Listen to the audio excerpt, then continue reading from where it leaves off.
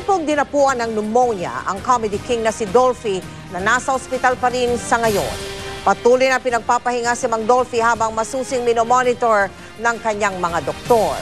Mula sa Makati Medical Center, nakatutok live si Sandra Rinaldo. Sandra? Mel, patuloy nga yung ginagawang pagmamonitor ng mga doktor sa comedy king na si Dolphy. Ito nga po ay matapos siyang magkaroon muli ng pneumonia. At kahapon ay sumailalim nga itong si Dolphy sa dialysis at blood transfusion. At naging maayos naman daw ito ayon sa Makati Medical Center. Pero ang inaalala nga ng mga doktor ay ang pagbabalik ng kanyang pneumonia. Ayon sa pamilya Quezon, minomonitor ng mga doktor ang kondisyon ni Dolphy ngayon. Mula nitong nakaraang buwan, ito na ang panlabing dalawang pneumonia o lung infection ng comedy king. Si Dolphy po ay may sakit sa baga na kung tawagin ay chronic obstructive pulmonary disease. Pero nitong nagdaang mga araw ay bahagyang bumuti ang lagay nito. Nakakasagot ito sa mga tanong sa pamamagitan ng pagtango at paggalaw ng kanyang kilay o kaya'y pagpisil ng kamay. Mel, sa ngayon ay sinabi ng pamilya Quezon na patuloy silang umaasa na bubuti pa ang lagay ng kanilang ama, lalo pat sa July 25 ay ipagdiriwang na ang 84th birthday ni Dolphy. So yan muna po ang pinakuling ulat mula dito sa Makati Medical Center. Mel?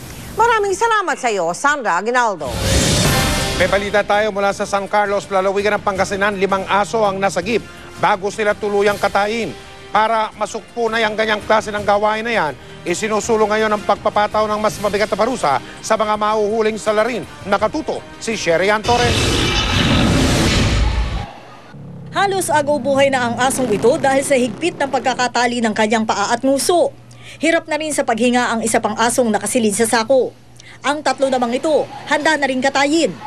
Nakumpiska ng pulisya ang mga aso mula sa magtiyuhin sa Barangay Bonifacio sa San Carlos, Pangasinan. Due to the information given by our community investigative support, we were able to trace this kind of activity. Nasamsam din mula sa mga suspect ang 2 kutsilyo at improvised dog catcher. Sir, hindi niyo po ba alam na bawal ang magkatay ng aso? Alam ko po na bawal, kaya lang po marami akong anak, kaya yun, ginagawa ko yun para mayroon panggastos naman yung mga anak ko. Natagpuan din sa lugar ang 3 kinatay na aso. Ayon sa mga rumesponding pulis, naaktuhan ng mga suspect na binabalatan na ang mga aso. Sasampahan ng paglabag sa Animal Welfare Act ang magtiyuhin. Sa ngayon, 4,000 piso lang ang piyansa sa mga lumalabag. Kaya panawagan na isang foundation, pabigatin pa ang parusa sa mga lalabag sa naturang batas. Dapat mas mataas pa para matigil na yung dog trader. So, kawawa yung mga aso. 3 sa mga aso namatay na bago pa man nadala sa rescue center. Ang 2 iba pa, nasa pangangalaga na ngayon ng foundation. Sherian Torres, nakatutok, 24 oras. Nagulangtang ang ilang residente ng Barangay Tumana nang biglang tumunog ang alarma na nagbabadya ng pagtaas ng tubig sa Marikina River. Pero yung pala, tinetesting lang kung gumagana nga ang warning system sa tabing ilog. Nakatutok si June Veneracion. Biglang tumunog ang warning system sa tabing ilog ng Barangay Tumana, Marikina City bandang alas 10 ng umaga. Ang mga residente na alarma. Naglabasan sila sa kanilang bahay at nagpuntahan agad sila sa gilid ng ilog. Hanggang ngayon kasi, hindi pa rin nabubura sa isipan ng mga taga-Marikina ang matinding bangungot na iniwan ng bagyong Ondoy. Eh, siyempre, may phobia na kami, natakot na kami, kaya titingnan namin, baka umabot na rito. Eh, baka lumaki ang ilog eh. May lumalaki pala na eh. May mga paghahanda na ba kayo ginagawa? Oo, kaya nga ako laging pumapunta rito eh. Oo, para mga pamilya ko, kung sakasakali, may ligtas. Pero false alarm lang pala ang nangyari.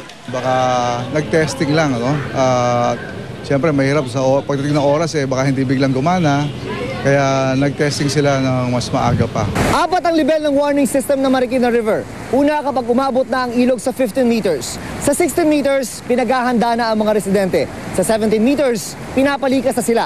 At kapag umabot na ang ilog sa critical level na 18 meters, pwersahan ng papalikasin ang mga residenteng nakatira sa tabing ilog. Umabot hanggang 14.63 meters ang taas ng tubig bandang 1:30 ng hapon. Pero nung panahon ng bagyong Ondoy, umakyat ito ng 23 meters. Kaya isang Marikina sa pinakamatinding naapektuhan noon. Para maiwasang lumubog ang Marikina ngayong bumubuhos na naman ang ulan, 6 na gate ng Manggahan Floodway ang binuksan. Bubuksan din ang dalawa pang natitirang gate kapag lumakas pa ang pag-ulan. Alam natin na ang Marikina River is flash flood. Mabilis ang pagtaas ng tubig. Kaya kinakailangan na yung excess water na nagpapabaha sa kanila ay pababain kaagad papunta ng Manggahan Floodway. Dahil sa masungit na panahon, sinuspindi ng Marikina City Government ang lahat ng panghapon na klase sa preschool hanggang high school sa mga pribado at pampublikong eskwelahan. June Veneracion, Nakatutok, 24 Oras.